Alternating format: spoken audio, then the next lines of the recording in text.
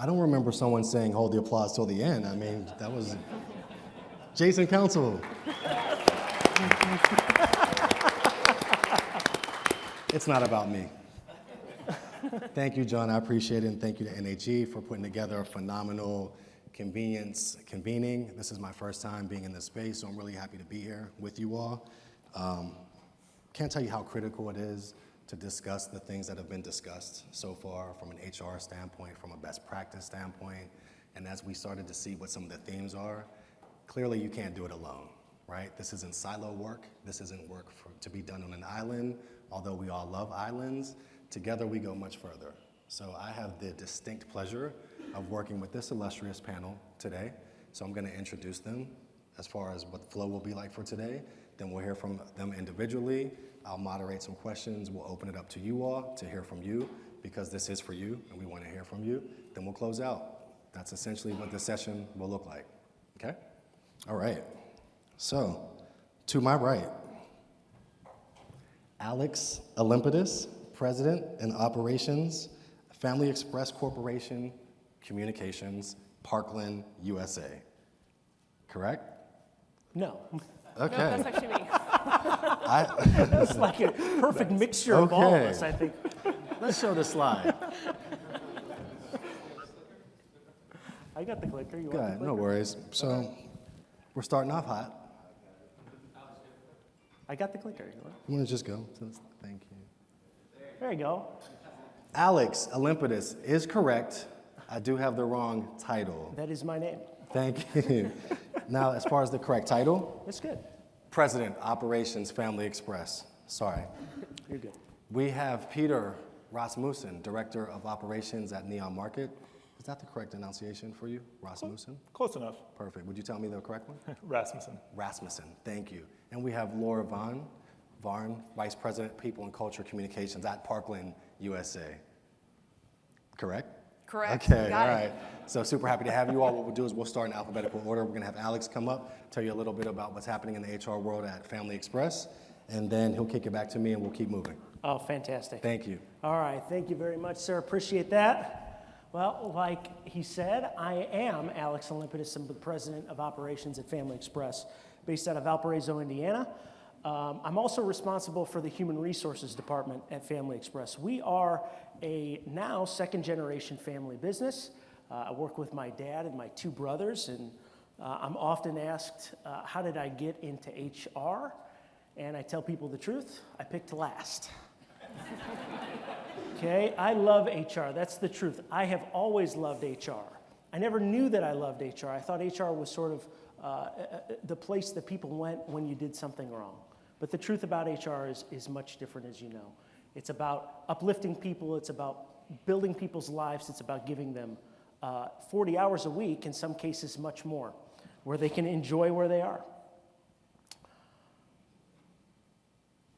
One tip is to hire babies.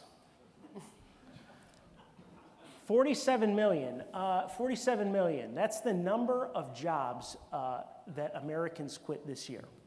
There's 200 and some million Americans. 47 million jobs were quit this year. Some people quit several jobs in that year, so obviously there's a problem. There's a labor shortage that exists, and for some reason our industry seems to take the brunt of this. The question, of course, is why? This is from a very recent Wall Street Journal article. Some companies are over-hiring by as much as 40% to give themselves a cushion, choosing to prune staff and just see who works out. 55% of employers are bringing on more people quickly than they did than before and in larger numbers. This brings me to George Costanza, as I'm sure you thought I was going. George Costanza is around my age in this picture. This is essentially me without hair. George is having lunch with his best friend Jerry and Elaine, and he realizes something. George realizes that his life really isn't going where he wants it to go. He's unemployed, he lives with his mom, he's got no girlfriend, he's got no prospects, and Jerry says something really smart. Jerry says, if things aren't going well for you, why don't you try doing the opposite? And that's what I think about our industry. That's what I think about if you have really high turnover. Are we going back to the same playbook? Or are we trying new things? Are we tweaking the playbook? Or are we just throwing it out? So here's some things that I see others doing that we've tried to do the opposite. Now, I won't pretend for a second that what works for Family Express will work for everyone, but I share my experience with you. This year, our turnover was much higher than it had been in years past, but still well under industry average of, I think, what are we at now, 136%, something like that. So what I see a lot of is short application processes. We recently upgraded our applicant tracking system, and a lot of the folks out there, what they wanted to sell was an application process that took just a few minutes. And magically, you're going to go from X number of applicants to 10X applicants. And that's great. More applicants is better, right? What we do is the opposite. We have a long application process. It takes 30 days in some cases for us to hire an applicant. We have a 3 to 4 day pass or fail orientation, a training as most would call it, that really assures that we're making the right hire initially. That short application process is great for increasing the number of applications, but it's really bad at finding the right applications, which is what we want to do. I've seen a lot of folks doing open interviews, such and such time, show up at McDonald's, we're going to hire you if you show up. Family Express does closed, very selective interviews. I don't think of interviews as interviews. If you've invested in really good industrial psychology, which I recommend to everyone, by the time someone sits down at a chair in the back room of a store, we should know just about all we need to know about them. I think of interviews more as a sales pitch, really. We want the person who sits down for an interview to say to themselves after they leave, I hope I get a call back from that store manager. I really hope that's my next career. You will never be offered a job at Family Express the same day of your interview. We want you to go home and really hope for it. We see others having low pay. It's rising, but a complicated bonus structure, even for sales associates, and signing incentives.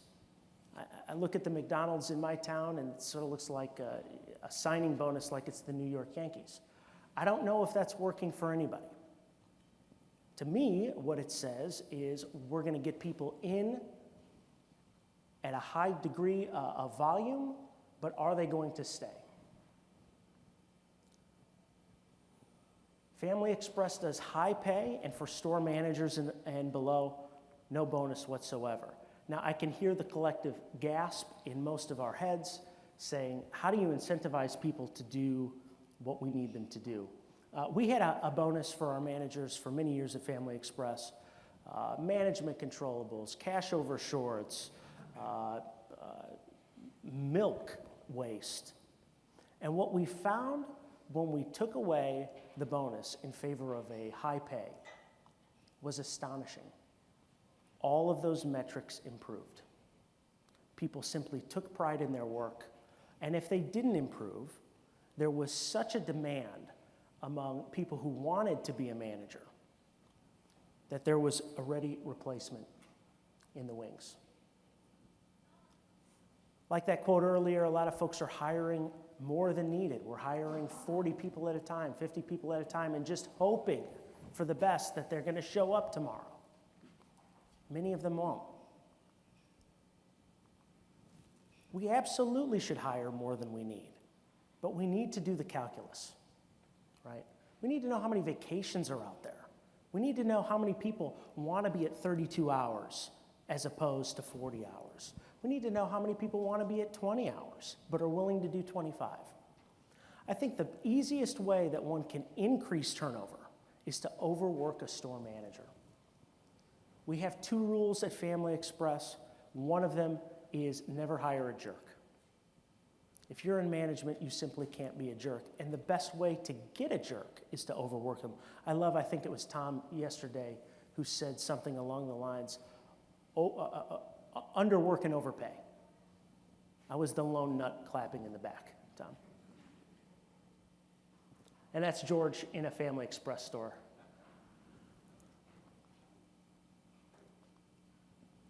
"24% of hourly workers say that their employer is not giving them the hours that they want." This is a fascinating statistic to me. When we have a so-called labor shortage, how is it that 24% of the people who work in retail are saying that they don't get what they need in order to make a living? You can't raise wages enough to get to a point where somebody is going to be satisfied in their job at 16 hours a week. This is a very recent training class. One of these guys is my dad, I won't say who. Recent training class, we train people, like I said, for 3 to 4 days. We have 2 training facilities in our company, separated by about 100 miles. And each training class is about 10% training on the job and about 90% about our culture. This is about opening the door for people as they come through. This is about treating your coworkers with respect. This is about treating yourself with respect when you're building relationships with others and valuing yourself. Our statistic has long been at Family Express, we hire 1 person for every 50 applicants that we receive.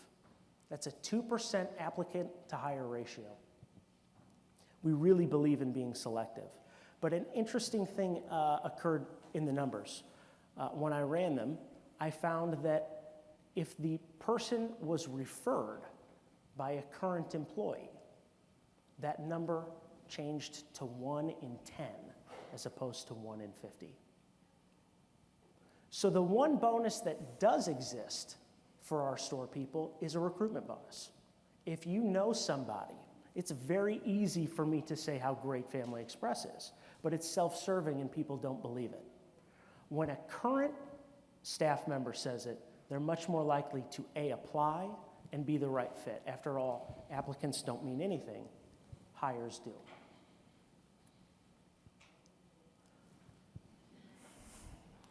I knew you knew I was going here with Tiger King. Finally, an old adage that I think is important. As we talk about the labor shortage that exists, if I'm in the jungle with one of you and I come across a hungry tiger, I don't need to outrun the tiger, I need to outrun you. And if there's going to be a labor shortage, why shouldn't it be at Chipotle? Why shouldn't it be at my competitor down the road? I think if I outrun the other employers in town, I'll never have a labor shortage. Right now, as of today, Family Express stores are up, on average, 10 labor hours per store. That's low for us. But it's just enough to cover those vacations, to cover that time off, to cover when somebody's parent gets ill and they need to go to the hospital, so that our stores are serviced and we deliver an amazing customer experience to everyone. The last thing that I'll share with you that I think is so important is the writing on the wall is there with pay. Not all of us can afford to go to $12 an hour, to $15 an hour, to $20 an hour. But I am here to tell you about the beginning of the year, we moved to $15 an hour. It was one of the best decisions we've ever made. In rural Indiana, $15 an hour is a pretty good wage. And we saw our applicants go way up, and we were very worried that they were going to go up for a moment and drop back down. They went up, and they've stayed up. So our people really are deserving of that higher wage. I thank you for listening. I'll turn it over now. Appreciate you.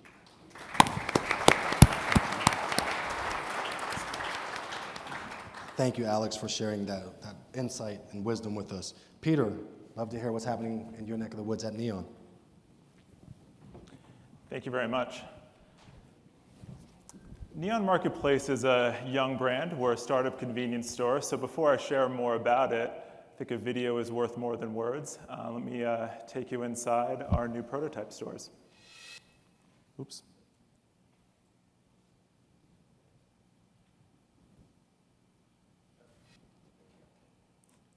We're off to a good start here.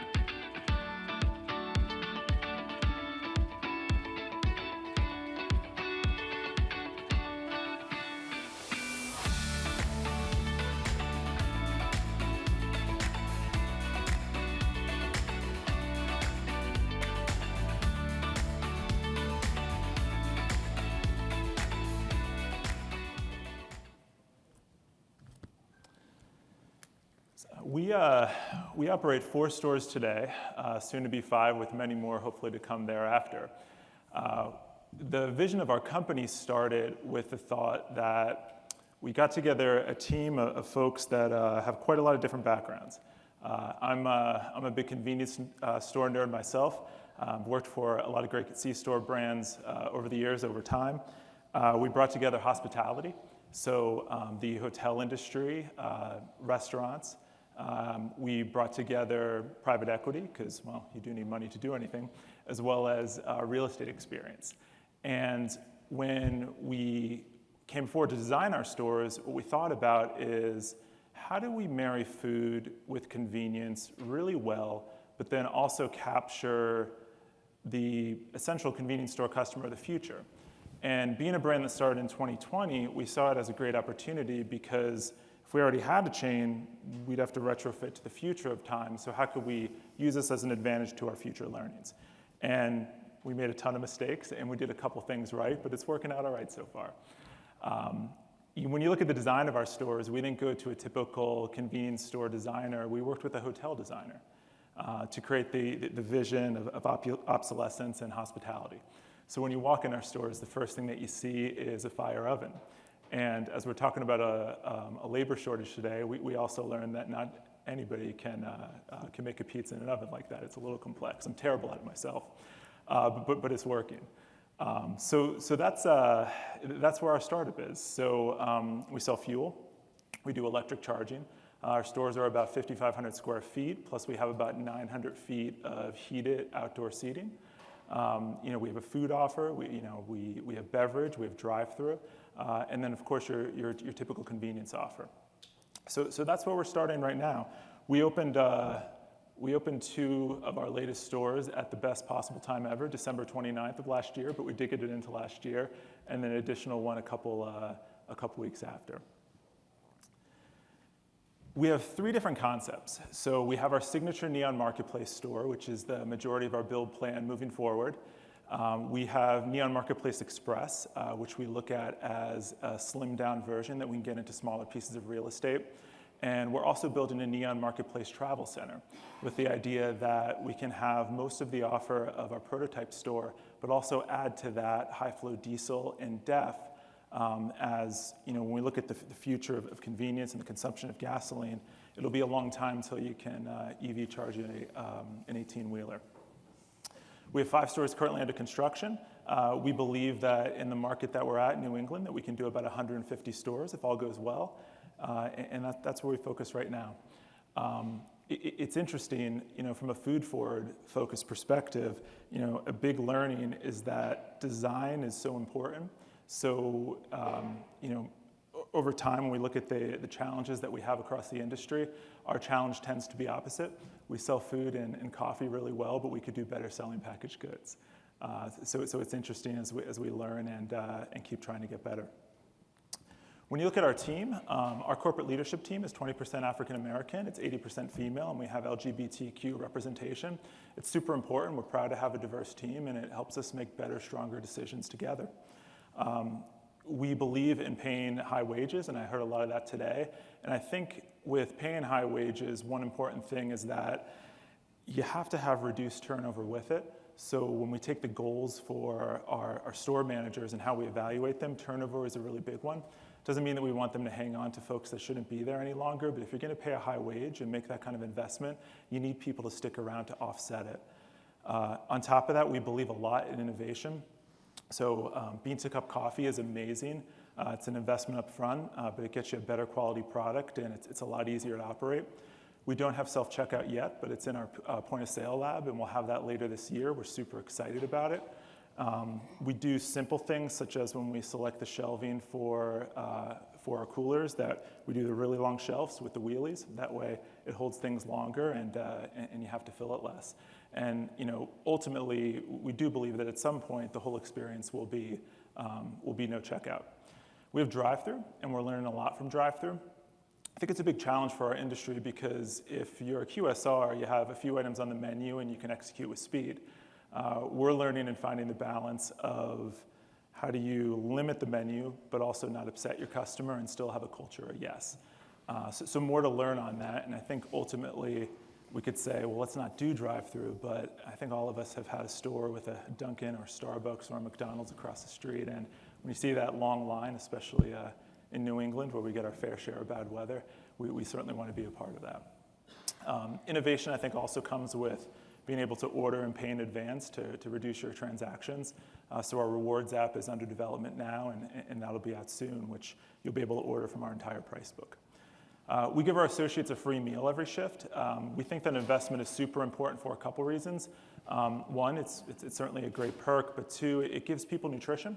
So you can't control the financial decisions that folks are going to make, but if they can come to work and get a solid meal, it goes a long way. And then, of course, we have free coffee and free soda, but we also open that up to our full-serve cafe beverage offer, and we don't micromanage it. So if you want a 7-shot caramel macchiato, you can have as many as you want, and you're good to go there. So that's a little bit about our new brand, and we'll turn it over to you. Thank you.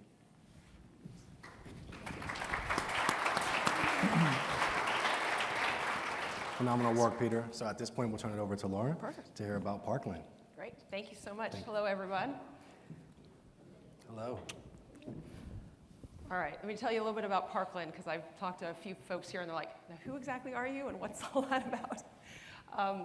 We are a $10 billion international company based out of Canada.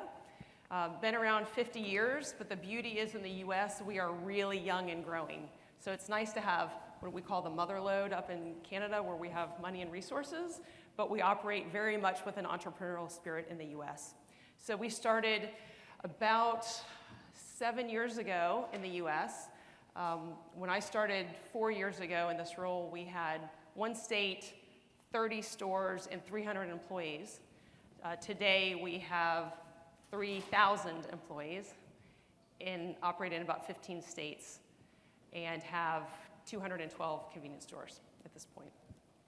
So it's been a really wild, fun ride, and we've learned a lot as we've gone along. But we do have fuel, we do have convenience stores. Again, we're in 25 different countries, but I really want to focus on there in the U.S. You can see the states that we operate in, and we have grown tremendously. We're at this point now of, we've We've really grown 10 times over the past few years, and we have plans to grow about 5 times as big in the next few. But let's talk recruiting here. It's been really, really, really hard recruiting. And when you toss on COVID, it's just put a lot of the challenges we've had on steroids. And so when you look at these things here, have you guys had any of these experiences? Kind of show of hands, right? So what we know is our unemployment rate in the country is 3.8%. Yet we have the highest number of job postings and job openings that we've ever had. So where are all these employees, right? That's what we're asking ourselves all the time. Where is everybody? You know, I really thought that once the PPP money ran out, that people would start coming back in the marketplace.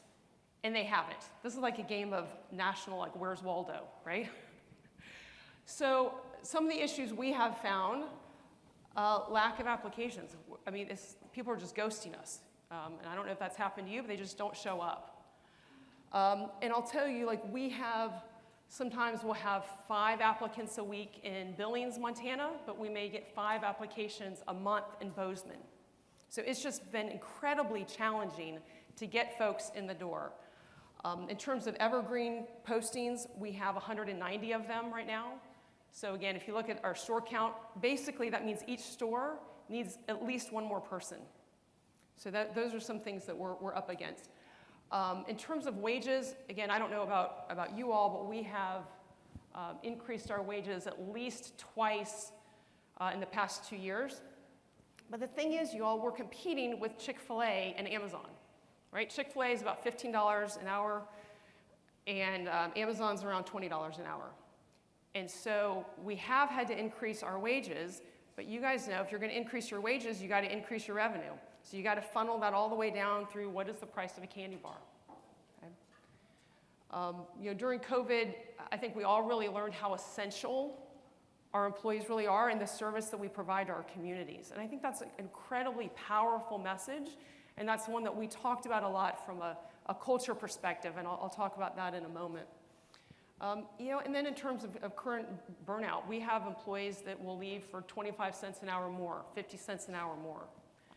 So the reality is there's about 5 million kind of missing workers in the workplace. And so I think we have to ask, well, where did all these people go again? Look, people were home for a long time of COVID, and they found ways to entertain themselves, and now there's a lot of babies being born. Right? And what I mean is there's a lot of new parents out there, and so they are choosing to be at home. So there's that section of folks that are now not in the workforce. You've got folks that were on that bubble of getting ready to retire, and they said, peace out, like, I'm not going to deal with this. So they've left the workforce. You've got other folks that have figured out that they can make enough to get by through DoorDash and Uber, and maybe still live at home for a couple more years. So you've got just a lot of people that maybe used to be in the marketplace that are now not. And so for us, we're looking at things, the automation. It was talked about in one of the presentations earlier, about 65% of us are looking at automation. Well, guess what? That also means that's less people you got to hire. We're really looking at that. If we can do it right, we hope that means we maybe don't need to hire a third as many people. So those are some of the challenges that I know we are facing that we're looking at as well. But let me share with you what we've done. Look, some things have worked out well, some haven't, but would love to get your take on that as well. I thought you'd like to see one of our new on-the-run stores. This one's in Bismarck, North Dakota. Parkland is not a customer-facing brand. We are an employee brand and an investor relations brand. But we hope in a couple years you'll know us as On the Run. So the beauty of what we've got kicking with us right now is we have, again, these 212 assets. Now we're at the point of trying to standardize all of them nationally and really launching loyalty, launching some great technology, getting the merchandising, marketing humming really well. So it's a really great place to be if you're wanting to grow and be a part of something special, and that's part of what we try to differentiate ourselves with. I know Tony from Kirby's yesterday was talking about you got to have a point of differentiation. That is something we really try to talk to folks about, that if you want to grow, this is a place where you can really help shape something as to what we're going to be. But we probably do a lot of the same things that you guys do there too. Referral, we talked about referral a lot. We also hire drivers. God help us. That's another thing I could talk for an hour about. But with our drivers, we'll pay them up to $2,000 for a referral. Just because if you're going to hire a recruiting firm, it's $5,000 to try to get a driver. For our C-store, we will pay $500 for a referral.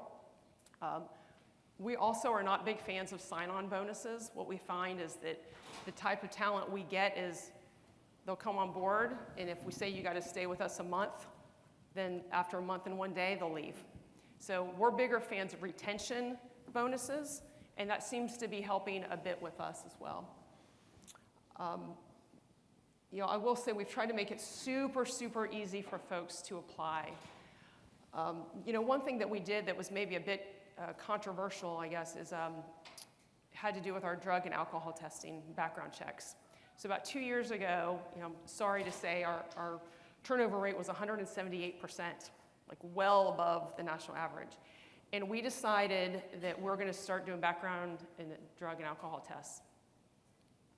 And some people would say, well, God, why in the world would you do that? If you're so hard to find people.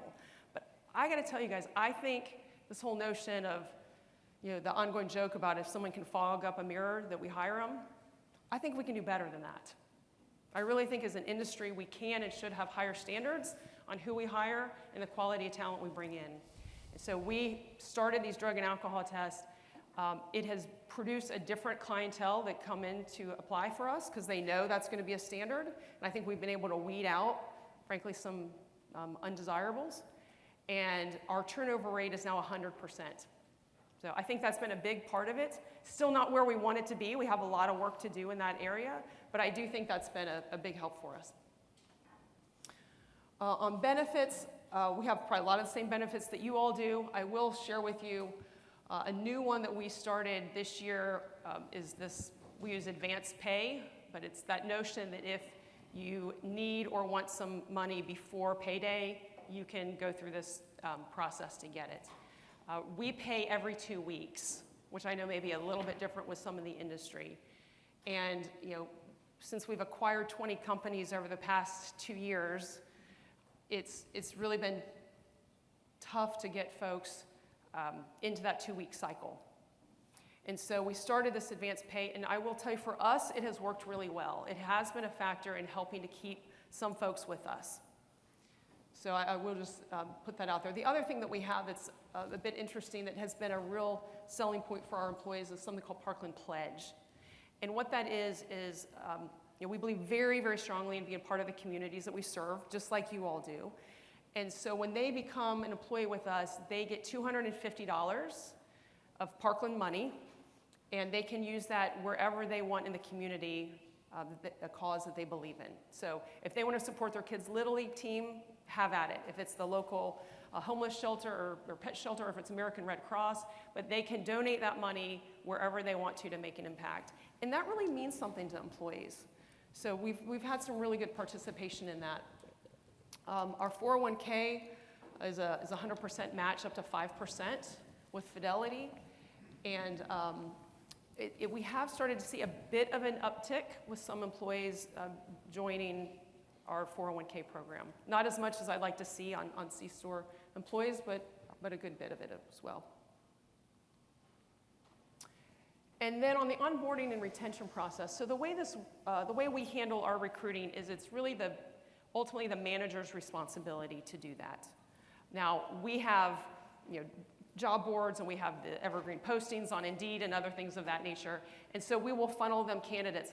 But a lot of our candidates still are walk-ins, and I don't know if that's the same with you all as well. So once the manager interviews them, decides they want to hire them, we then take on all of the documentation, the paperwork, the I-9s, all that great glamorous HR work that needs to be done.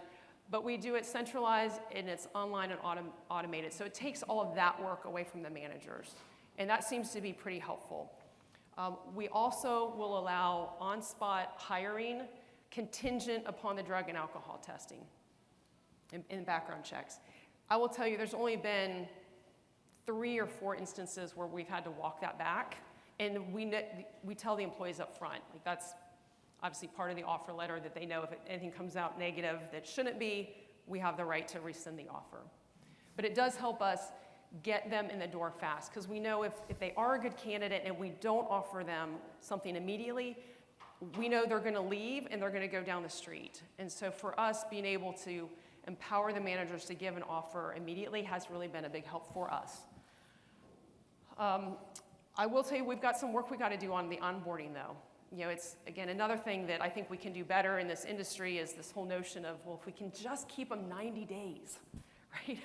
I mean, think about it. I mean, trying to keep employees for 90 days or more, but I know that's where we are as an industry. So for us, I know we have a better job we need to do with our managers to make sure they're really creating those powerful, sticky employee relationships. I mean, they got to really get to know them, and they got to care about them, and they've got to help make sure that it's a good symbiotic relationship. You know, they've got to know the job. I think sometimes when folks come in looking for the job, they think they're just going to be behind the register and just talking to people all day, right? And I don't know that we do as good of a job of telling them, you got to take out the trash, right? You're going to have to clean the pumps. You got to stock the shelves. I mean, so we're trying to do a much thorough job of giving full on-the-job training and what that truly looks like, as well as give them the broader picture as to what our values are, what the career progression could look like for them. But we also recognize not everybody wants to make a full career in this role. They are transient jobs, they are transient workers, and we're trying to also appeal to them to say, totally cool, if you're in college, you know, that's great. If you want to come every summer, though, and also the 4 weeks that you're home for Christmas, like, that's cool, too. So we're really trying to hit people and meet them where they are, and I think that's super important when we're looking at recruiting and hiring.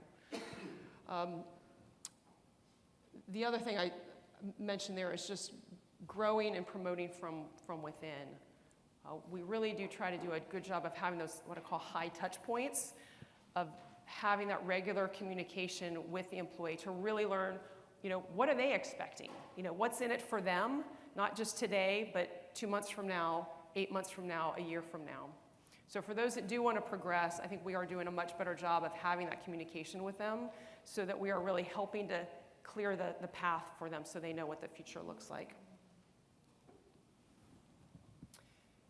And then, again, this point about culture. So we think that is our defining characteristic and hopefully a competitive advantage as we continue to build out on the run.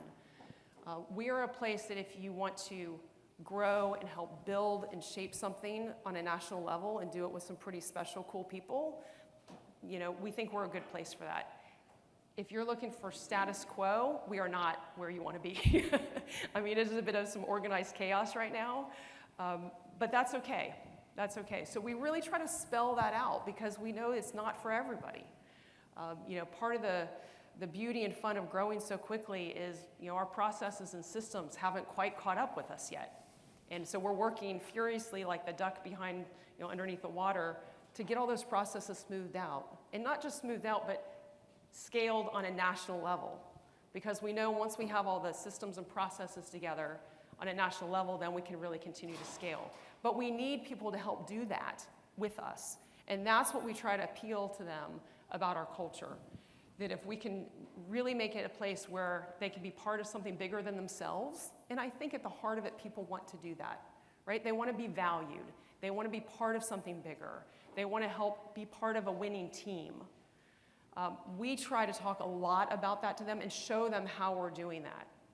And that to us has been a big part of what is a defining moment and what that means to work at Parkland. I think that's all I've got. I'll turn it over to you for some questions. Thank you. Please just give another round of applause to Family Express, Neon Markets, and Parkland. You are doing great work.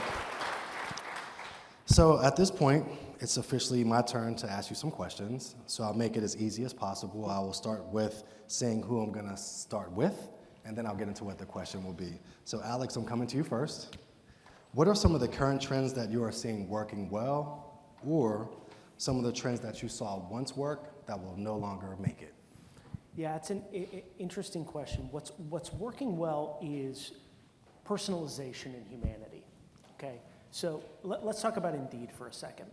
Indeed used to work, in my mind.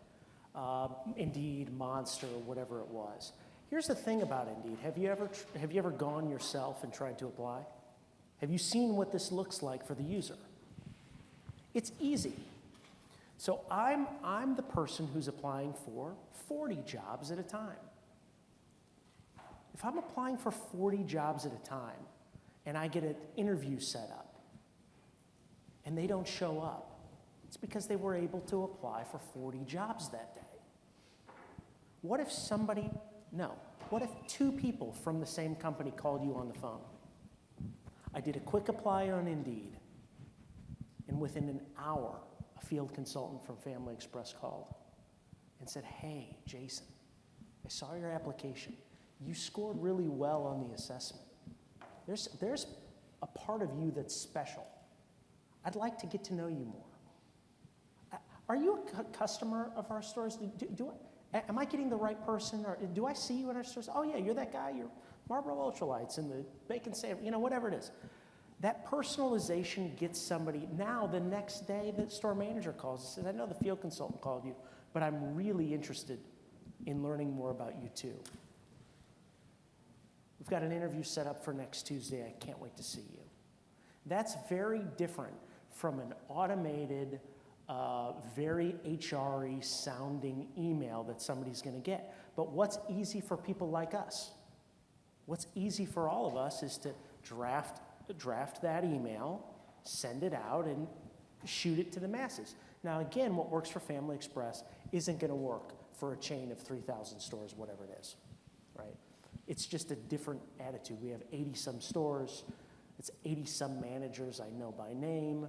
Those managers I can call, and I can make that pitch. I can say, "You're 1 person short in your store, and you only got 5 applicants. 3 of them passed the assessment. 2 of them are longtime customers. How are you going to get them in? How are you going to grab on and hold them tight?"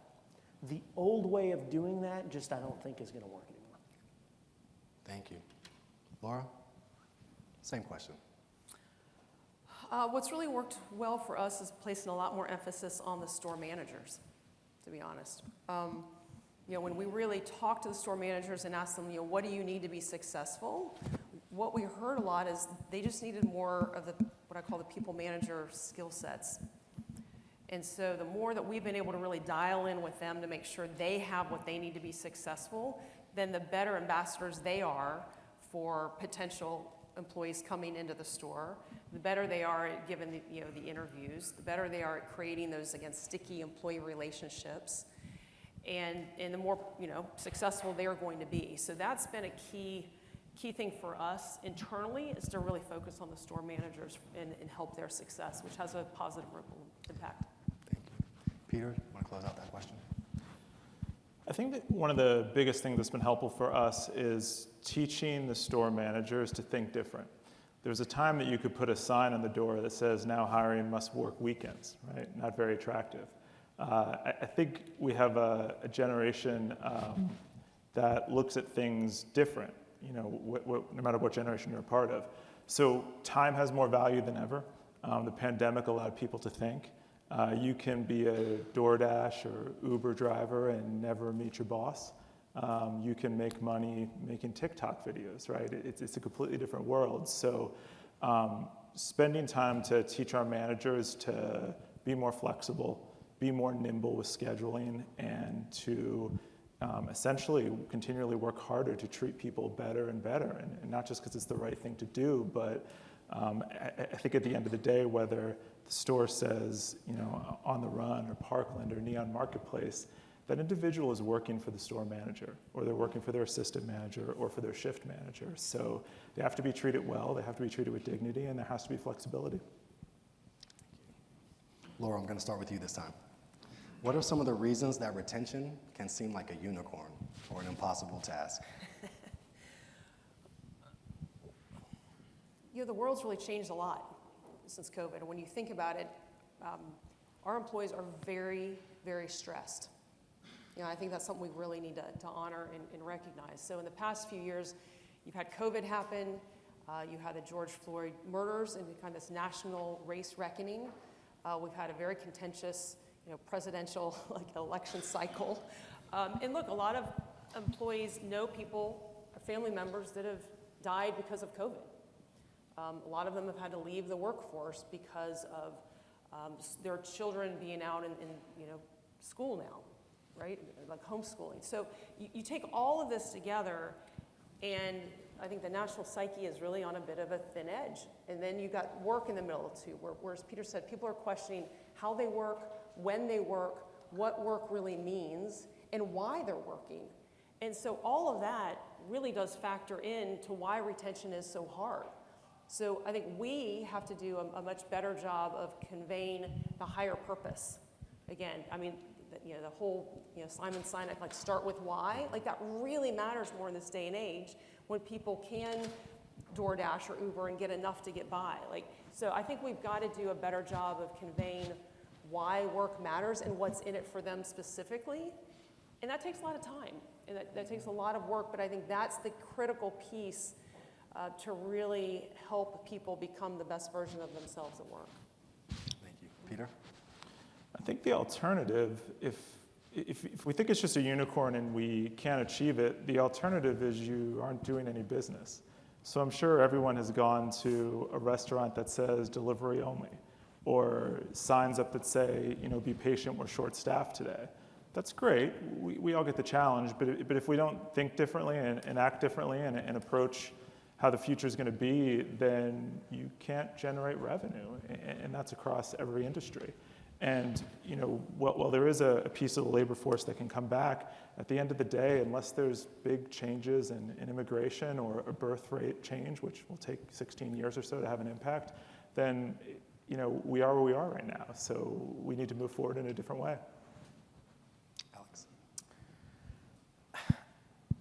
I think we have to do a great job of storytelling. We've got great stories to share. And two competitive advantages that we have as an industry. Number one, we're in the business of building relationships. DoorDash, Uber is not in the business of building relationships. For the right person, what a gift that is. The second is change. People say all too often, people don't like change. I don't know. Some people don't like change. But change, I watch TV every night, but I don't watch the same show. If I come into work at a convenience store, no 2 days are ever going to be the same. I was at a store that we acquired. It was a week or so into this little acquisition of this store, and we acquired the manager as well. And she said, "Alex, you just don't understand my town. We have 3 factories here, and those factories pay $18 an hour." And I said, "Okay, Susan, I get it. We have other stores with factories in those towns, but let me play the math out for you. How many people work in those factories?" She says, 600 people work in those factories. I said, "How many people do you need in your store that you don't have right now?" She says, "I need 3 more people." I said, "Okay. Are you telling me that not 0.5% of the factory workers in that town are not absolutely miserable working in a windowless, soulless environment, doing the same thing every single day? There is not 0.5% in that town that would rather work for a wonderful person like you, where they can walk into their job and know that they're going to get to build relationships with people in their town, they're going to have a boss that treats them with respect, and that no 2 days are ever going to be the same in their career again." I don't need to tell you that store is staffed now. If we have a defeatist attitude, we're going to be defeated.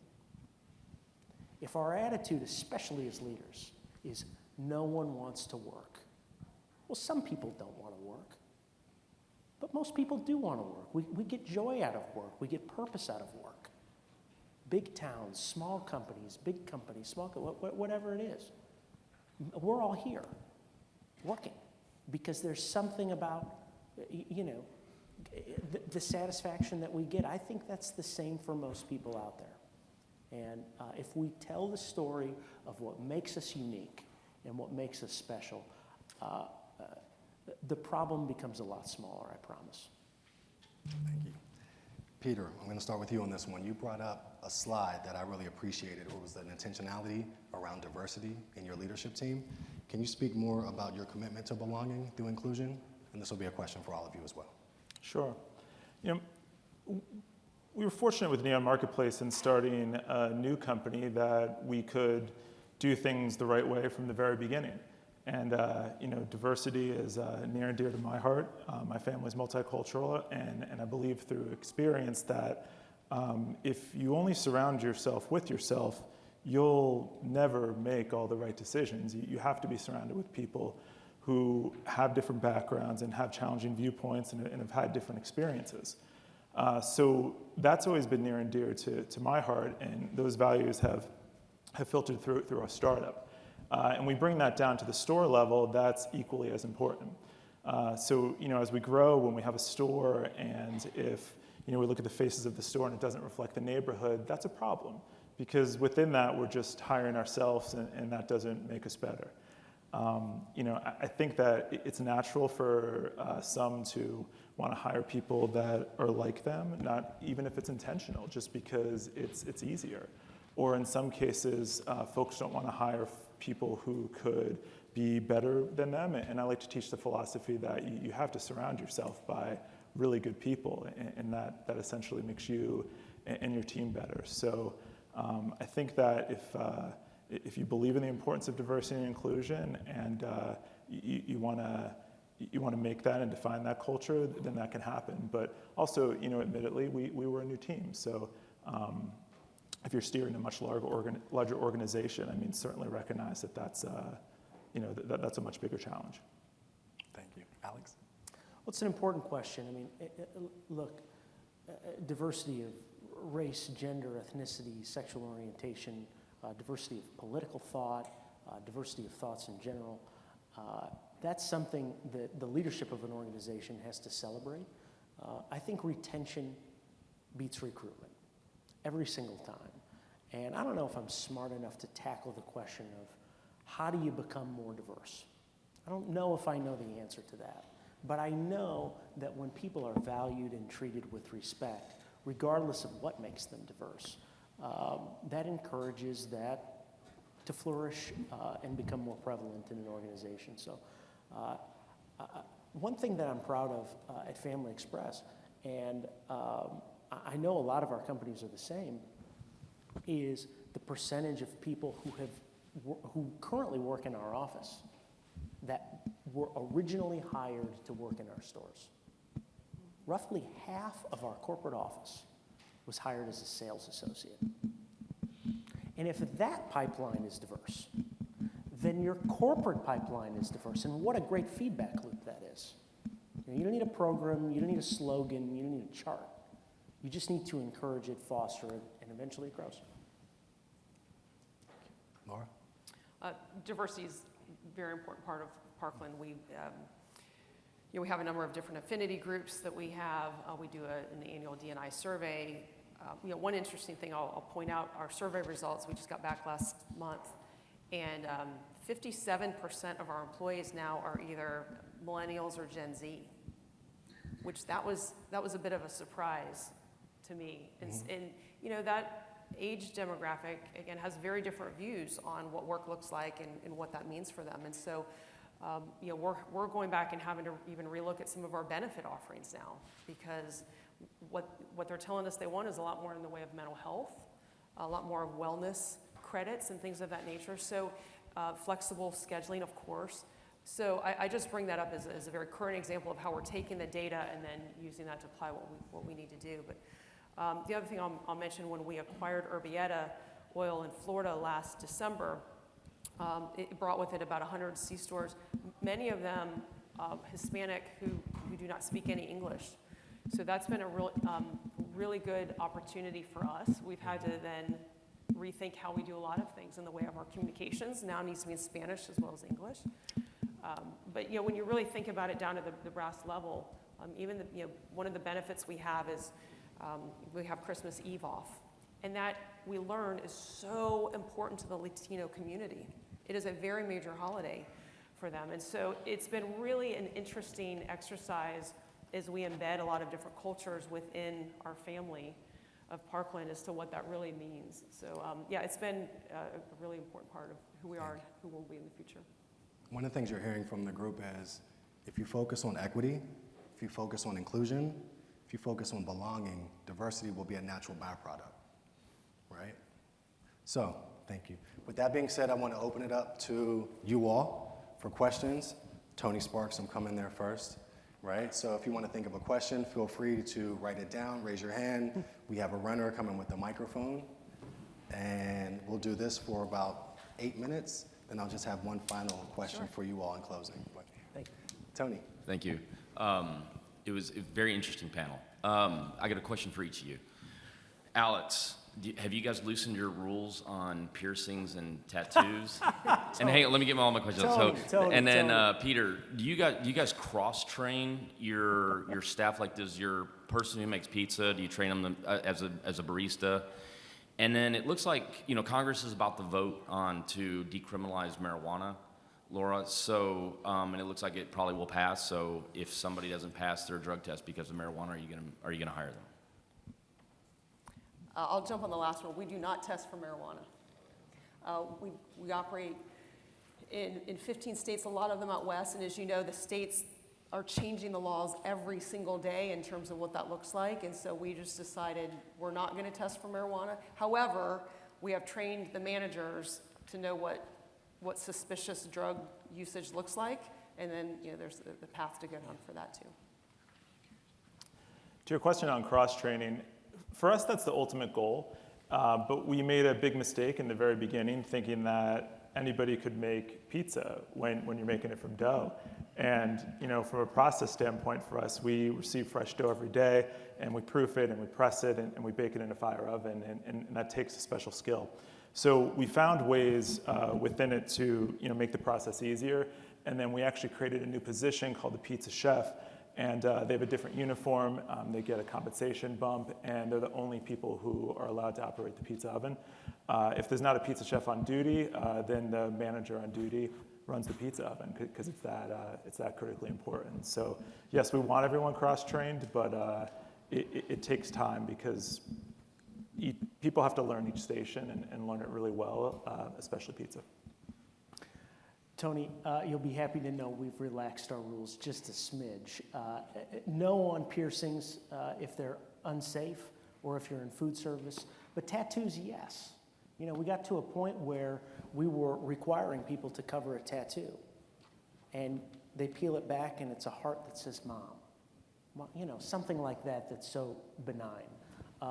As far as drug testing goes, we are pro drug testing at the point of hire. We're in a very conservative state of Indiana. We do not test we do test for marijuana. We don't exclude somebody. That's in a non-safety related role if you operate a forklift or a truck or something like that. But pro marijuana. I'd add to that we do not drug test, but we do absolutely do criminal background checks, and given the failure rate at sometimes, I'm very happy that we do. Yes, we have the front row. If you want to just jump out there, if you feel your voice. I'm going to jump out here. There you go. I actually wrote down what the average age group was that you were hiring, and then Laura, you kind of answered that. But I did want to know if you see a difference in what is sold between those age groups. So if you see somebody that is 50 that's a manager at the store rather than somebody that is 32 that's a manager, do you see a difference in sales and what is being sold at that store? I know that's kind of specific, but I'll put it in like a vape versus tobacco.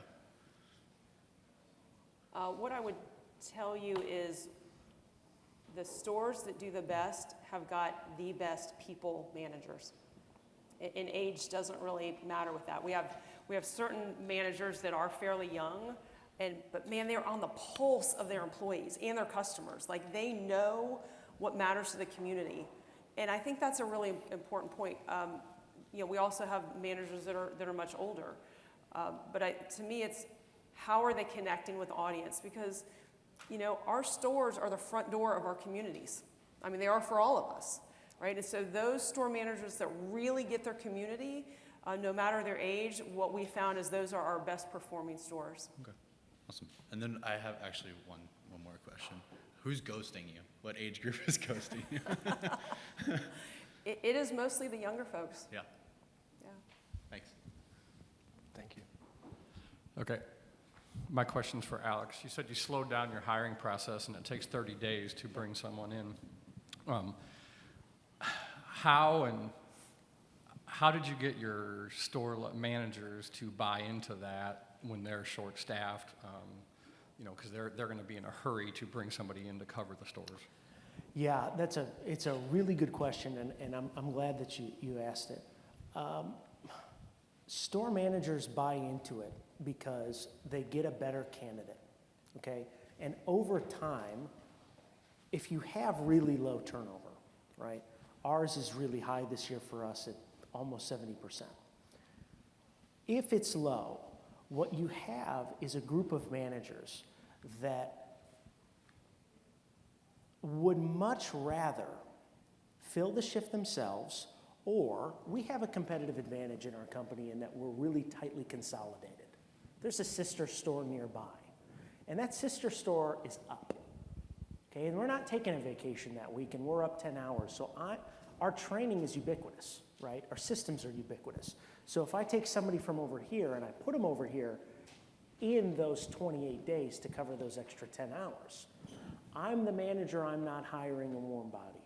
I always say to our people, if you need 5 people, let's say, let's make the math easy for me, and you're down 1, and you hire a bum, you're going to lose 2 to 3, I bet careful what finger I pick.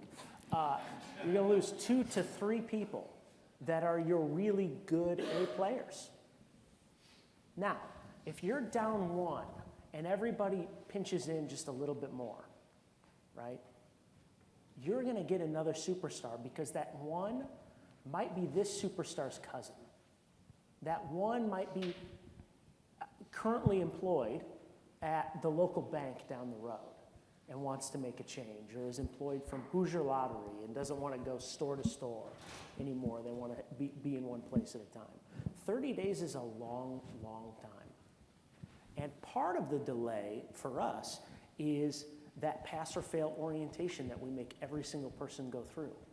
That's only going to start on a Monday on either of our training centers. That's Monday, Tuesday, Wednesday, and Thursday if you do pizza. So that's a 4-day. If I'm hired on a Monday, now I got to wait until the next Monday, plus Tuesday, Wednesday, Thursday.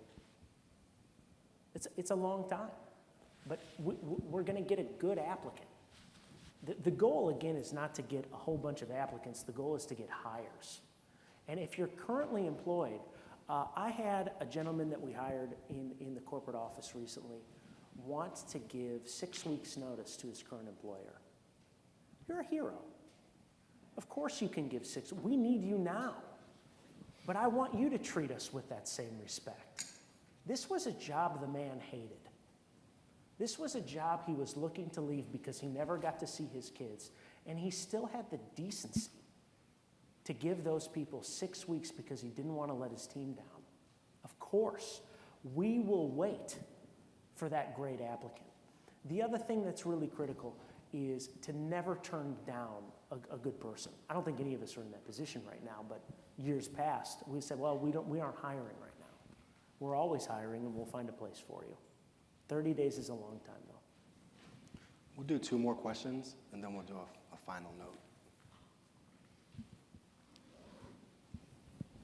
Do we have any more? I have a question. Thank you. This is for the panel. Are you aware of any study that points to how much impact that the gig economy has had on our labor force? I mean, obviously, it's a low-skilled, entry-level type of jobs. That's really our pool of labor for that associate level. Is there any study pointing to quantitatively? The only study I'm aware of this came out about a year ago, that predicted by the year 2030 that 40% of people will be in some sort of a gig economy role, which I find startling, right? 40%. But again, the notion was just the workforce is changing so much, and the idea of someone being at a job, same job for years and years, has just gone by the wayside. So I think people are much more loyal to themselves now, and whatever they're going to do, where that job fits in with their lifestyle. But that's the only study that I've seen which said 40% between now and 2030. Thank you for your engagement. We have one final question for the panel. Laura, I'll start with you, and we'll just work our way down. Sure. So as we put on our futurist hats, as we think about the future of HR and convenience, what's next? Well, I think, the times that we've been in really spur innovation. And I think there's something really cool about that. Like even in our current situation, I know it's forced us to really think about, do we need to have stores open 24 hours? Do we really, really need to have certain stores open 24 hours? So all that to say that the future for us, I think, is going to be one that is a lot more automation, even more convenience, finding a way to have employees really satisfied and feel a sense of belonging and attachment, and that could look very different than what it is now. But what's I hopefully won't change is this unwavering commitment to community, because I think that's a bedrock of this industry and what it's about, and I just continue to see that growing in some really new and cool ways. Thank you. I echo Laura's comments on innovation, and I think innovation and omni-channel. So, I think many of you may have store managers where you asked them if they, ever do a DoorDash order, and they say, no, I don't use that app. Today we need folks that can operate complex systems like PDI, like utilize omni-channel platforms, and as a business and as a brand, we need to be a destination and an experience, but then we also have to have that online presence and that delivery presence. So you like to come to us, but we can also come to you, and we can also engage in direct market to you. Ultimately, I think experiences will be completely touchless within the store, and all things will go to just walk out. But I think retailers that are going to make it, whether you're in convenience, department store, anything, your experience needs to be your in-store experience, your online, and if delivery is applicable to you. When COVID first hit and we stayed open, we told our people that we need to stay open because police officers need this. Ambulances have to fill up. My sister-in-law, who's an ER doctor, has got to get to the hospital. But what we found at the beginning of COVID was that was really a small percentage of who we were serving. People were still coming into our stores. Why were they still coming into our stores?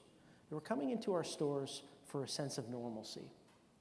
And again, I'll be a little bit contrarian to what most of the futurists will say. I think we're going to get more personal.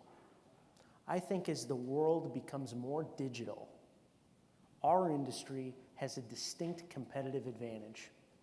Because when you were stuck at home with nobody but your spouse, my poor spouse, people were coming into our stores and I said, I just got to get out of there.